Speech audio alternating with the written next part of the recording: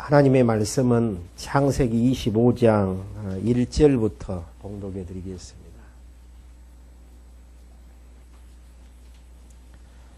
창세기 25장 1절부터 봉독해 드리겠습니다. 이삭이 후처를 취하였으니 그 이름은 그두라라.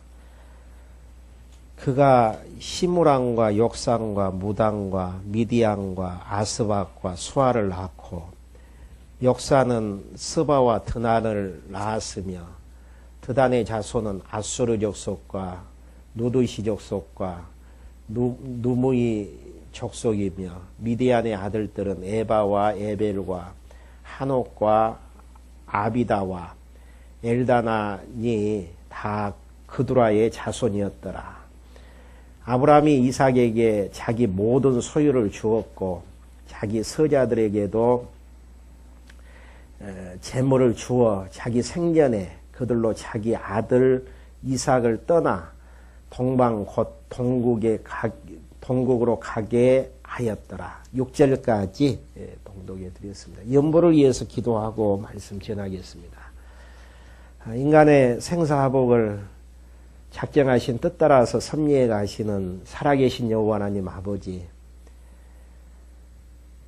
이 세상 살아나가면서 하나님의 사랑 아닌 게 하나도 없고 하나님의 은혜 아닌 게 하나도 없는데에도 아직도 저희들은 예수 믿기 전에 육체의 소욕을 소유하고 있기 때문에 내 자신의 욕망대로 되어지지 아니함 때문에 좌절과 실망 속에서 살아나갈 때가 있습니다. 저희를 불쌍히 여겨주시고 날마다 주시는 일용할 양식을 통해서 살아계신 여호와 하나님께서 역사의 주관자 되어주시며 되어지는 모든 것들이 하나님의 뜻이 아닌 게 하나도 없다라는 사실을 깨닫게 하여 주심으로 하나님이 하시는 것 인정하고 감사하고 찬송해 나가는 저희들로 인도해 주시길 원합니다. 저희들 빈손 들고 이 땅에 태어났지만 필요한 물질을 허락하여 주셔서 진리를 위해서 짐지게 해주심을 감사함을 드립니다. 짐지는 손길 위에 함께하여 주셔서 남은 생에 주님의 선하신 뜻 분별하며 살아나갈 수 있도록 주님 인도하여 주시고 이 물질이 쓰여지는 곳곳마다 예수가 그리스도라고 증거되게 해주시고 청주 장로교회가 말씀 위에 아름답게 세워지는 물질로 인도해 주시옵소서. 이 시간에도 말씀을 듣기로 작정된 자들 다 불러 모아주신 줄로 아오니 진리의 성령님께서 기록된 창세기의 말씀을 통해서 언약을 세우시고 전능하신 능력으로 언약을 이루어 나가시는 살아계신 주권자 하나님을 다시 한번 생각할 수 있는 시간 허락하여 주심으로 그 하나님 바로 알고 경외해 나갈 때에 부족함이 없도록 인도해 주시옵소서.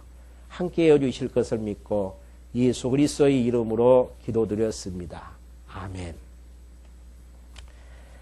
방금 봉독해드린 창세기 26장, 25장 내용의 말씀은요, 하나님께서 아브라함에게 약속하셨던 그 언약을 이삭에게 계승해 나가는 과정 속에서 언약 계승을 실현하시는 장면이 실제적으로 역사 섭리 가운데 담겨져 있습니다.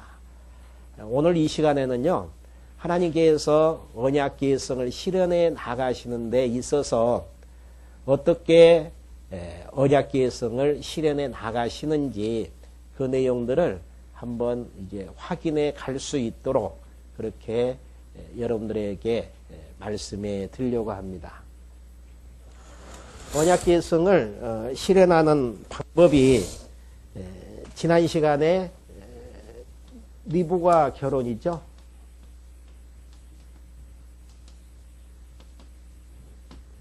그리고 오늘은 아비의 죽음.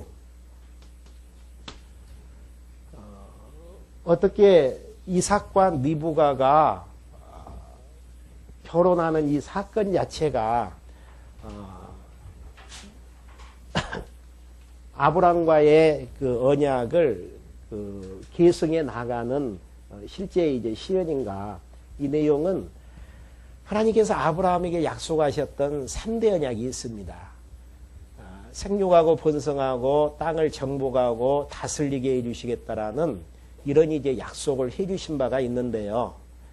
생육하고 번성케 되기 위해서는 이삭이 혼자서 자녀를 낳을 수가 없잖아요. 그렇기 때문에 이삭은 반드시 리브가와 결혼을 해야 되는데 하나님께서 준비한 이삭의 배필이 누구냐면은 리브가입니다.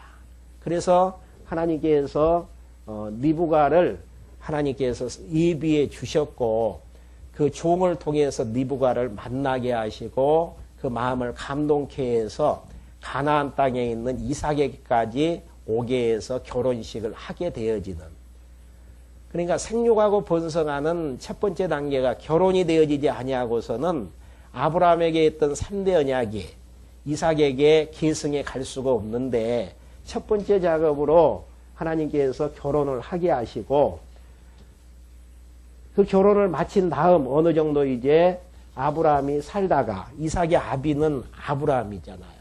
아브라함이 살다가 죽게 되어집니다. 그러니까 이 죽음이라는 의미는 지난 시간에도 아브라함의 그 부인 사라의 죽음을 통해서 말씀해 드렸지만은 하나님께서 모든 역사를 섭리하시는 과정 속에서 하나님께서 하실 일들을, 작정하신 일들을 이렇게 하겠다라고 약속을 하십니다. 그 약속이 이루어지는 과정 속에서 아브라함도 필요하고 이삭도 필요하고 모든 사람들, 모든 만물들도 이제 필요하게 되어지는데, 하나님께서 예비된 모든 일들이 이제 마치게 되어지면은 하나님께서 불러가신다는 사실입니다. 지난 시간에 하나님께서 사라를 이 땅에 보내서 하게 했던 일, 물론 여러 가지 일들이 많습니다. 그 중에서도 하나님의 선하신 뜻하고 관계에서 말씀해 드린다면은 이삭을 잉태를 해야 돼요. 아브라함에게 너에게 아들을 줄 테인데 그 아들 이름이 이삭이 되어지고 이삭을 통해서 네가 언약을 세워주시겠다. 그렇게 이제 약속하신 바가 있단 말입니다. 그 약속 따라서 사라의 경소가 끊어져 버린 그런 이제 상황 가운데에서도 하나님께서 사라의 몸에서 이삭을 낳게 하는, 그래서 이삭을 출생케 하고 또 이삭이 스스로 이제 자립할 수 있는 정도까지 보호하는 이러한 이제 임무를 잘 감당한 다음에 지난 시간에 사라를 하나님께서 불러주셨고요. 그 다음에 아브라함을 하나님께서 불러주시는 것은 지금 리브가와 이제 결혼을 시켰잖아요. 그러면 자녀 낳아서 가나안 땅 정복하고 이제 다윗 왕국 세워서 다스리게 해주실 수가 있단 말입니다. 그래서 아브라함의 임무가 이제 끝난 상태에서 하나님께서 불러주시는, 그러니까 이러한 내용들에 대해서 솔로몬은 하나님께서는 모든 기한을 정하시고 나게도 하고 죽게도 하고 안을 때가 있고 놓을 때가 있고 사랑할 때가 있고 미움을 받을 때가 있고 이러한 모든 역사들을 정하시고 정하신 뜻 따라서 역사를 섭리하신다라는 사실이죠. 그러니까 하나님께서 아브라함을 부르셔서 언약을 세우시고 3대 언약을 계승해 나가시는 과정 속에서 아브라함의 임무가 이제 다 끝난 상태에서 이삭에게 이제 언약이 계승이 되어지는 이 시점에서 아브라함을 하나님께서 이제 부르시게 되어지시는 이러한 이제 장면입니다. 그래서 아브라함이 이삭도 낳았지만은 이삭 이후 후처를 이제 드려서 방금 봉독해 드린 창세기 25장 1절부터 6절까지 이제 보시면은 그두라를 취해서 이제 낳은 아들들의 이제 내용의 족보들이 이제 쭉 주보교환에 보면은 나오고 있습니다. 그러면서 7절부터 11절까지 아브라함이 나이 많아 죽어서 막벨라 굴에 장사하게 되어지죠. 7절에 보시면은 아브라함의 향년이 175세라. 그러니까 175세라는 이야기는 하나님께서 정해 주신 그 기간을 지금 이야기하고 있죠. 그러면서 그가 수가 높고 나이 많아 기운이 지나여 죽어 자기 열조에게로 돌아가매 그 아들 이삭과 이스마엘이 그를 마물의 앞 해쪽 속 소알의 아들 에불론의 밭에 있는 막벨라 굴에 장사했으니 이것은 아브라함이 해쪽 속에게 산 밭이라. 아브라함과 그 아내 사라가 거기 장사되니라. 아브라함이 죽은 후에 하나님이 그 아들 이삭에게 복을 주셨고 이삭은 부엘 나의 노이 근처에 거하였더라. 그러니까 이제 아브라함 그 향년이 175세가 이제 되어져서 하나님께서 이제 불러가 주심으로 많은 열조들이 이제 가게 되어졌던 그 열조가 가는 그 길로 이제 돌아가게 되어지는 이러한 이제 섭리. 그러면서도 여기에서 이제 의미 있게 한 가지 봐야 될 내용은요. 하나님께서 가나안 땅을 주시겠다라고 약속해 주셨는데 지금 가나안 땅을 주신 것은 아니에요. 하나님께서 이미 창세기 내용에서 400년이 지나간 다음에 후손들에게 가나안 땅을 주실 것을 약속하신 바가 있거든요. 그래서 이제 많은 세월이 있기 때문에 아브라함은 자기 아내가 죽었을 때에 가나안 땅에 이제 장지를 마련하고 돈을 주고 가나안 땅 장지를 사게 되어집니다. 그리고 이제 그곳에 자기 자신도 묻히게 되어지는. 그러니까 이 내용을 이제 확인해 보면은 아브라함은 하나님께서 생육하고 번성케 해서 이스라엘 백성들에게 가나안 땅을 주시겠다라고 약속하셨던 그 약속이 믿어져서 후일의 후손들이 다시 가나안 땅에서 영원토록 살게 되어질 건데 자기 자신의 묘를 자기 아내의 묘실을 가나안 땅에 돈 주고 사서 자기 이름으로 만들고 또 자기 자신도 거기에 이제 묻히게 되어지는 이러한 이제 장면들이죠. 그러니까 이제 이러한 것들을 보면은 구약의 역사가 하나님께서 언약하신 뜻대로 이제 섭리되어진다라는 것들을 아브라함은 믿어지게 되어져서 가나안 땅에 이제 장사하기를 원하고 거기에 이제 묻히게 되어지는 장면입니다. 그러면서 11절에 아브라함이 죽은 후에 하나님이 그 아들 이삭에게 복을 주셨고 이삭은 부엘 나에로이 근처에 거하였더라. 하나님께서 아브라함은 죽었지만은 언약을 이삭에게 계승해 준다라고 약속하신 바가 있잖아요. 그래서 약속된 복을 아브라함에게 계속 허락해 주시는 하나님의 섭리에 대해요. 그러니까 이러한 이제 하나님께서 언약한 자들에게 복을 주시는 이러한 장면들은 이삭의 선악간의 행위하고는 전혀 관계가 없습니다. 많은 사람들이 그래요. 복을 받을 만한 행동을 해야만이 복을 받지 않겠느냐. 그리고 많은 사람들이 어려움을 당하고 힘들어하는 것은 하나님을 잘 섬기지 아니하고 또 하나님 앞에서 망나니처럼 생활했기 때문에 하나님께서 내려주시는 벌이라고 이야기를 많이 하게 되어집니다. 만약에 그게 사실이라면은 인과응보의 하나님에 불과해요. 그런데 지금 창세기 내용을 1장 내용부터 확인해 오지만은 철저하게 하나님은 인간의 행위와 관계없이 하나님께서 뜻을 정하시고 그 뜻대로 역사를 섭리하시는 것들을 확인할 수 있는 대목들이 지금 25장까지 걸쳐 있어서도 지금 나오고 있습니다. 이삭에게 왜 복을 하나님께서 허락해 주시는가? 이미 이삭이 태어나기 전부터 아브라함에게 언약을 이삭에게 세우고 그 후손을 이제 후손에게 영원한 언약을 세워주시겠다라고 약속하신 바가 있단 말입니다. 그 약속 따라서 하나님께서 언약대로 이삭에게 복을 내려주시는 것이지 그 이상의 의미도 그 이하의 의미도 없는 것입니다. 그러니까 하나님께서는 철저하게 인간의 생사복을 하나님께서 정하시고 정하신 대로 과정 속에서 역사를 섭리하시고 마지막 심판 때에 어떻게 섭리하시는가?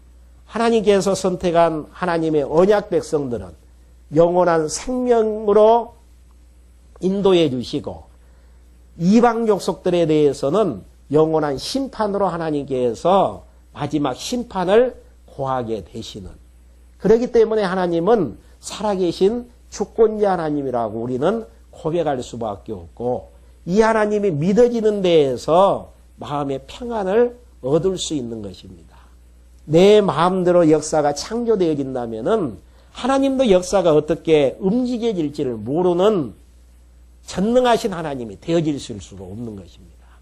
하지만 하나님은 주권자시고 전능자라는 말씀은 하나님 마음대로 역사를 계획하시고 섭리하시는 분이시고, 그 역사를 섭리하시는 과정 속에서 하나님의 능력대로 해나가시는 분이시기 때문에 가능하다라는 이야기죠. 그런 장면들을 어디에서 또 확인할 수 있나? 바로 뒤에 보면은 또 확인할 수 있는 장면들이 12절부터 18절까지 나와지는데요. 아브라함의 첩 하갈의 아들인 이스마엘 후예와 그 이름이 나와지죠. 사라의 여종 하갈인 애굽인 하갈이 아브라함에게서 낳은 아들 이스마엘의 후예는 이러하고, 이스마엘의 아들들의 이름은 그 이름과 그 세대대로 이와 같으니라. 이스마엘의 장자는 느바요시요, 그 다음은 게달과 압부엘과 밉상과 미스바와 두마와 마사와 하닥과 데마와 여둘과 나비스와 게드마니, 이들은 이스마엘의 아들들이여 그 총과 부략대로 된 이름이며 그 족속대로는 12방백이었더라. 그러니까 여기에서 신기한 것은 왜 그냥 12명의 아들들을, 이스마엘의 아들들을 쭉 지금 모세는 창세기 내용을 기록하면서 열거하고 있는가? 성경에 보면은 이제 많은 족보들이 나오거든요. 그러면은 그 족보에 대해서 쭉 읽다가 그 내용들을 이해하지 못하는 데에서 그냥 성경에 대해서 성경 공부에 대해서 재미가 없어라 하시는 분들이 많이 있습니다. 그런데 여기에서도 그냥 이스마엘의 후예가 12명의 아들들이 이렇다, 이렇게 이제 쉽게 기록을 하면 좋겠지만은 그냥 하나하나 이름들을 기록하고 있는가? 그 내용은 하나님께서 이미 하갈에게 약속하신 바가 있단 말입니다. 사라에게 쫓겨나가지고 하갈이 울부짖을 때에 하나님께서 약속했던 그 약속은 이삭도 하나님께서 번성케 해주시지만은 너 아들의 후손들도 번성케 해주시겠다, 이렇게 약속하신 바가 있어요. 그 약속 따라서 실제로 역사적 사실임을 기록해 하기 위해서 12방백들의 이름들을 하나하나 열거하고 있는 장면의 모습들이죠. 그러니까 하나님께서는 선택한 백성들도 생육하고 번성케 해서 한 민족을 이루게 하지만은 이스마엘 족속들도 하나님의 선하신 뜻을 이루어가는 과정 속에서 필요하기 때문에 12명의 방백을 낳게 하고 그 자녀들이 생육하고 번성하는 장면들을 기록해 하고 있습니다. 이미 약속된 그대로 주권자 되시는 여호와 하나님께서 이루셨음을 증거하는 부분이에요. 약속하시고 약속대로 이루신다라는 내용은 무엇입니까? 그분이 살아계신 전능자가 아니면 불가능하잖아요. 그러니까 많은 사람들이 하나님이 계시냐고 물어봐요. 그럼 계신다. 그럼 하나님 계신가 한번 보여달라. 하나님이 말씀하시는 것도 아니고 만져볼 수도 없고 만나서 대화할 수도 없고, 거기에서 이제 많은 사람들이 신존재를 증명하지를 못한단 말입니다. 근데 성경은 하나님이 분명히 살아계심을 증명하고 있어요. 어떠한 방법으로 증명하고 있는가? 하갈에게 12방백, 한 민족을 이룰 수 있는 많은 생육하고 번성하는 자녀를 허락해 주시겠다라고 약속하신 하나님께서 이스마엘의 족속들에게서 12방백이 나오게 하고 그 12방백의 이름들을 하나하나 기록하게 만드는, 역사적으로 성취됐다라는 이야기 아니겠습니까? 하나님이 살아계시지 않는다면은 어떻게 12방백을 약속을 하고 12방백을 줄 수 있으며 수많은 한민족을 이루겠다라는 약속을 하시고 이렇게 많은 자녀들 허락해 줄 수 있겠는가? 하나님이 살아계시기 때문에 가능하고 하나님이 살아계시다고 할지라도 하나님이 전능하신 능력을 가지지 못하셨다면은 불가능한 부분들이잖아요. 이 전능하신 능력을 알아야만이 하나님 앞에서 정말 당당하니 평안 누리면서 살아나갈 수 있는 것입니다. 그러면서 19절부터 26절까지 이삭의 후예로 야곱과 에서가 출생하여 성장하게 되어집니다. 아브라함의 아들 이삭의 후예는 이러하니이라. 아브라함이 이삭을 낳고 이삭이 40세에 니브가를 취하여 아내를 삼았으니 니브가는 밧단 아람의 아람 족속 중 부드엘의 딸이요 아람 족속 중 나반의 누이였더라. 그러니까 이렇게 니브가에 대해서 자세하게 설명한 것은 하나님께서 이삭의 배필로 함 족속도 있고 야벳 족속도 있는데 셈의 족속을 하나님의 선택한 후손인 셈의 족속 가운데에서 니브가를 선택해서 주셨음을 지금 말씀하고자 하는 의미를 담고 있습니다.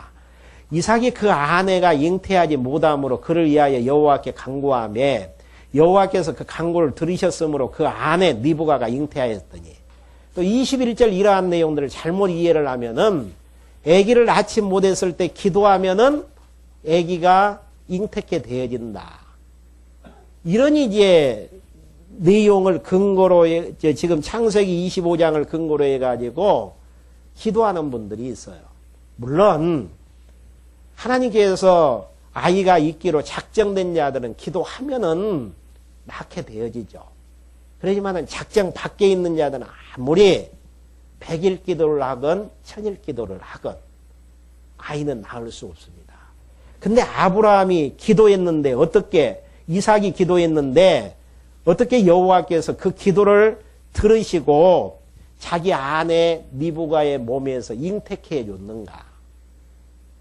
이삭에게는 자녀가 반드시 있어야 돼요. 그것 때문에 지난 시간에 언약을 계승케 하기 위해서 결혼을 시켰잖아요. 결혼한 이유는 결국은 하나님께서 생육하고 번성케 하시려는 하나님의 섭리의 의도가 담겨져 있거든요. 그러면은 짝꿍만 하나님께서 결혼만 시켜가지고 자녀를 낳게 주시지 않는다면은 이삭에게서 아브라함에게 계승되어졌던 언약은 끊길 수밖에 없단 말입니다. 이삭 다음에 또 그 다음에 이제 후손으로 이어져 가야 돼요. 그렇게 해서 생육하고 번성된 다음 생육하고 번성된 하나님의 백성들이 가나안 땅 들어가서 다윗 왕국을 세워서 나라를 이루게 되어졌을 때에 비로소 아브라함에게 했던 약속이 성취가 되어지는 거란 말입니다.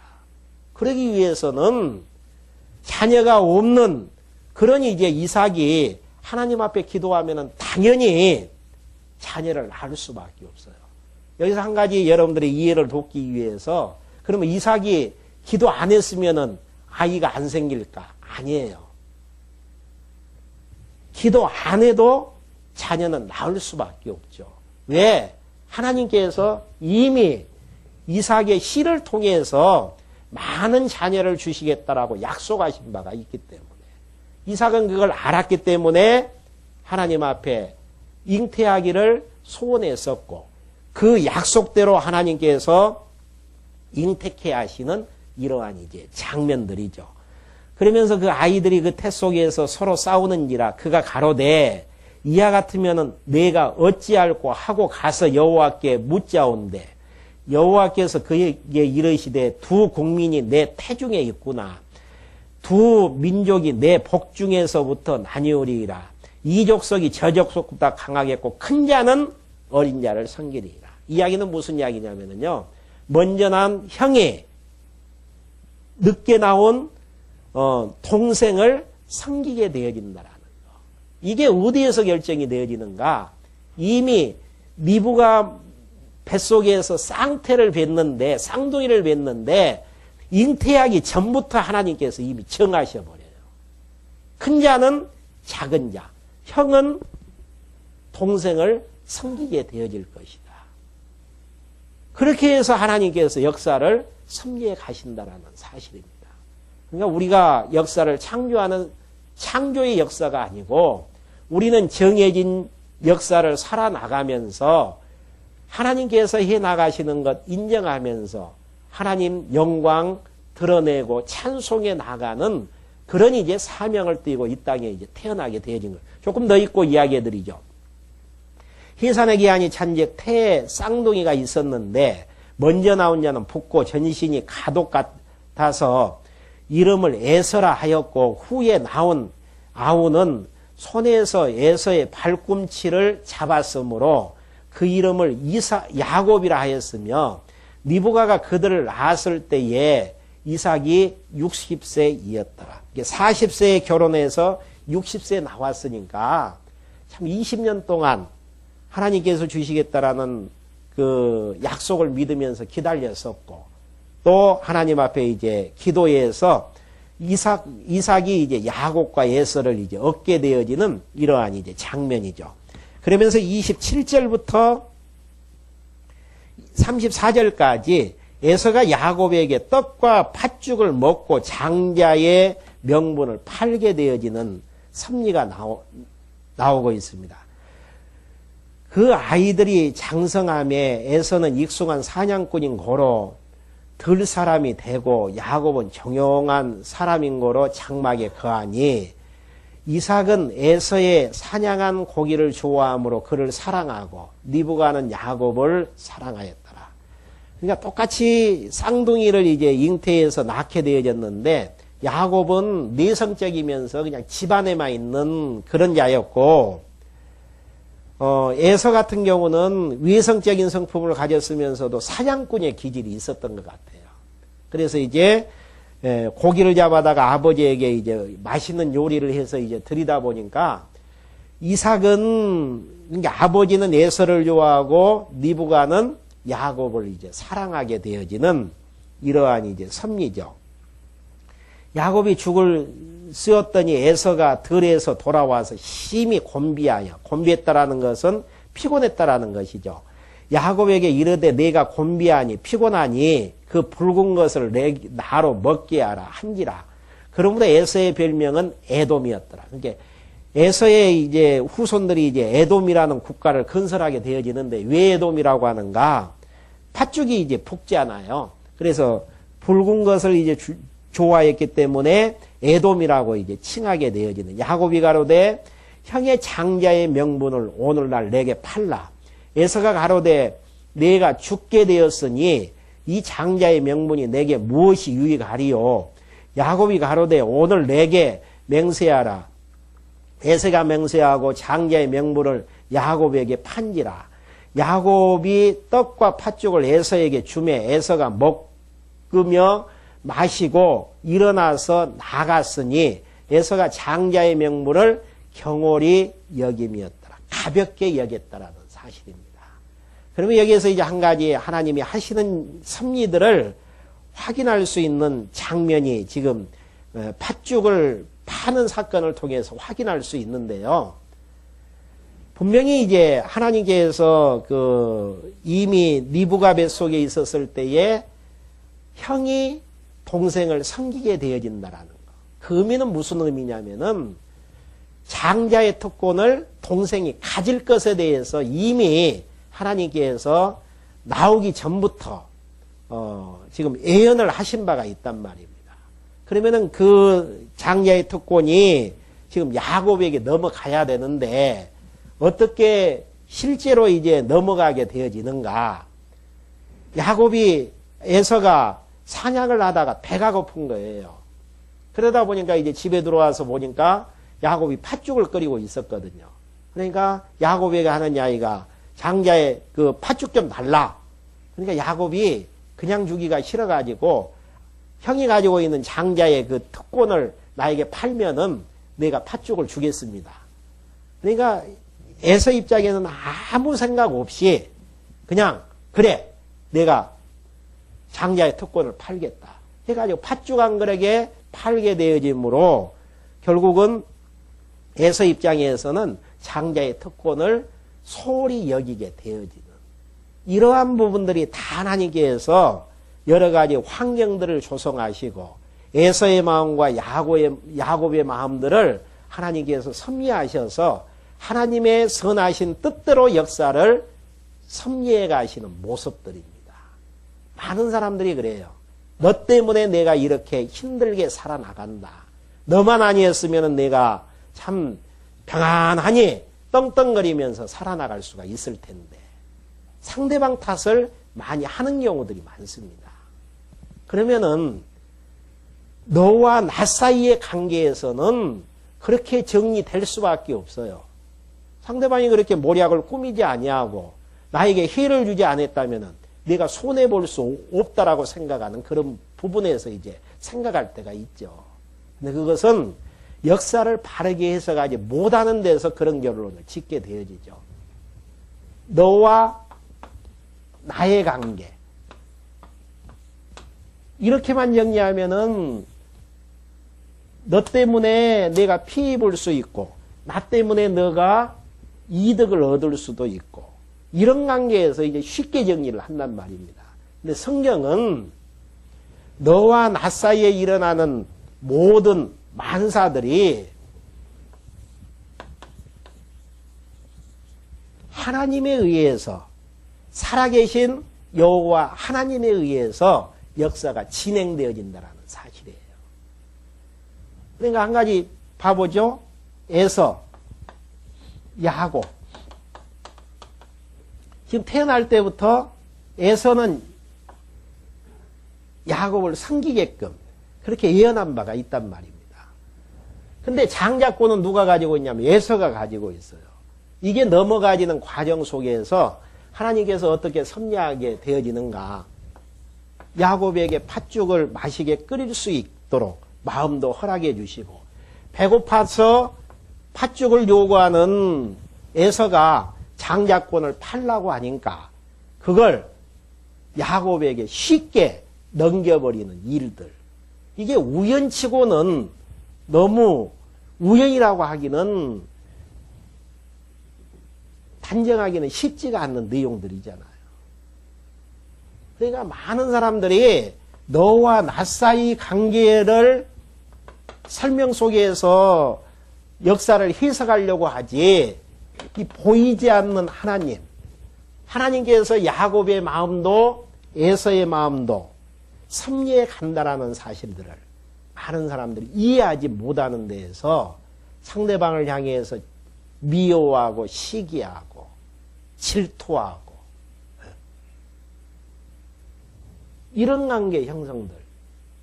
근데 우리는 역사의 주관자를 하나님으로 본단 말입니다. 성경이 분명히 그렇게 이야기를 하고 있는 것이고요.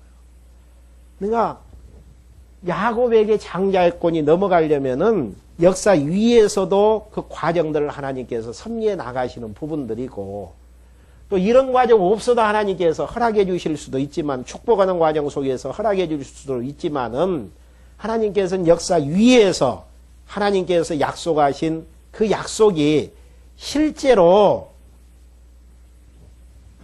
하나님의 뜻대로 진행되어진다라는 사실들을 지금 보여주고 있는 장면이라는 이야기입니다.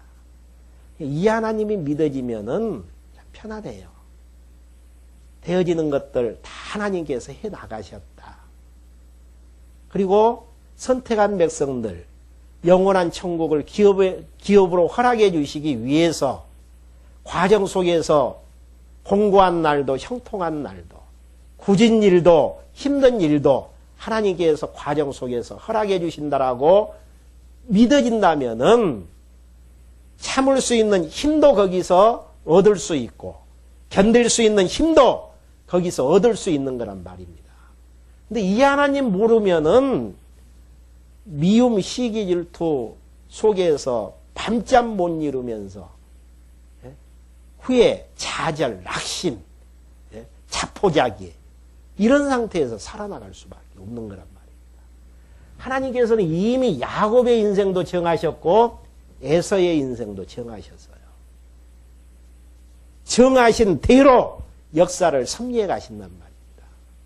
청주장로교의 역사 설립 전부터 준비하셨고 설립할 때 이미 예비된 대로 역사를 지금 섭리하셔서 이 자리까지 오게 하신 거란 말입니다.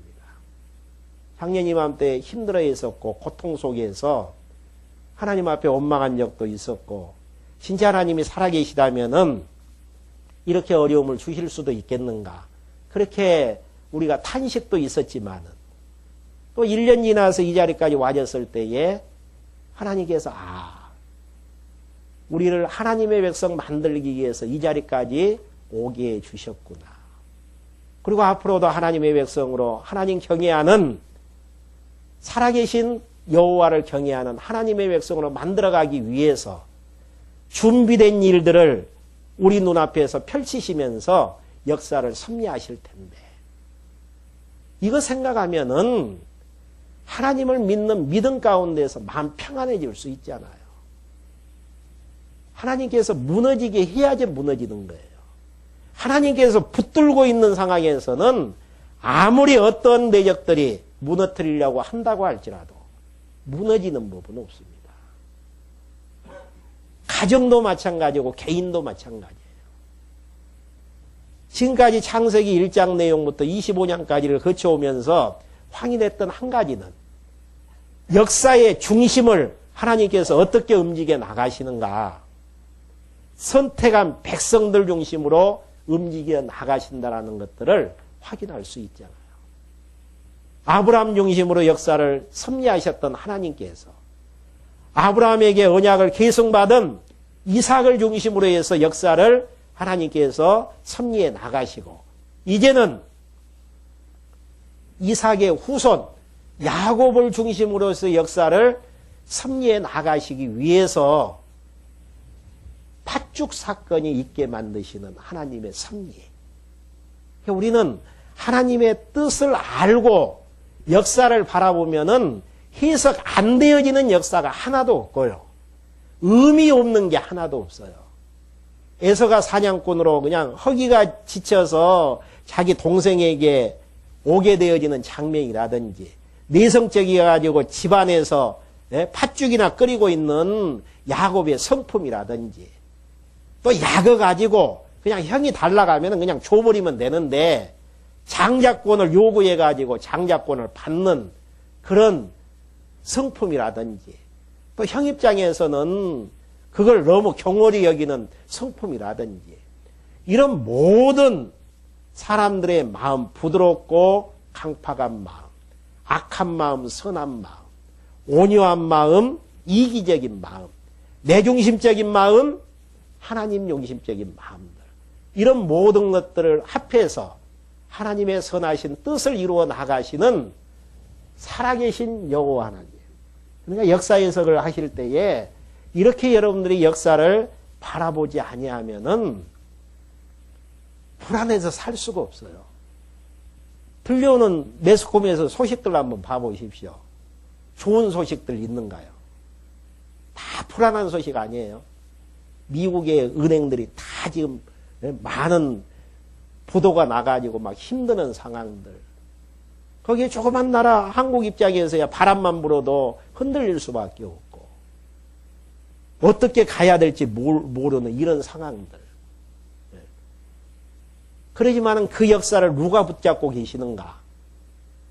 살아계신 여호와 하나님께서 뜻을 정하시고 정해신 뜻대로 역사를 섭리하기 위해서 만사를 준비하시고 만사를 진행시키시는 살아계신 여호와 하나님이 우리 편이시고 우리와 함께 하시고 우리 길을 예비해 놓고 그 길을 걸어가게 하신다라고 생각한다면은 마음 평안 유지할 수 있잖아요. 마음이 평안하지 못하는 것은 환경 때문에 그러는 게 아니고 여호와가 안 믿어지는 불신앙에서 와지는 부분들입니다. 여호와만 믿어진다면은 걱정 근심한다 그래서 걱정 근심한 일이 풀려지나요? 걱정 근심 안 한다 그래서 또 역으로 일들이 진행이 되어지나요? 다 하나님의 선하신 뜻대로 역사의 톱니바퀴는 부지런히 지금 굴러가는데요. 다음 시간에 계속해서 26장부터 여러분들에게 강론해 드릴 수 있도록 하겠습니다. 기도하고 말씀 마치겠습니다. 하나님 아버지 감사함을 드립니다. 저희를 이 시간에 불러 모아주셔서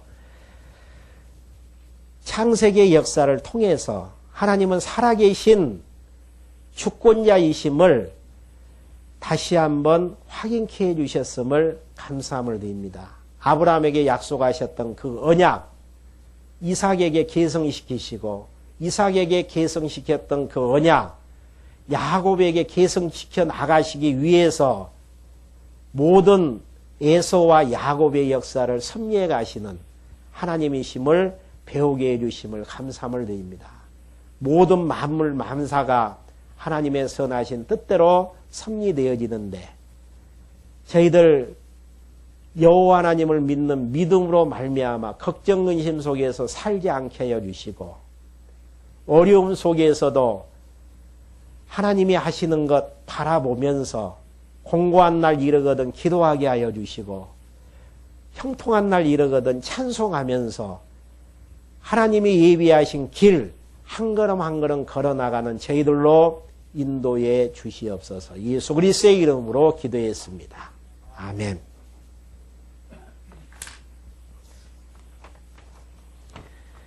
계속해서 성찬식 거행할 수 있도록 하겠습니다.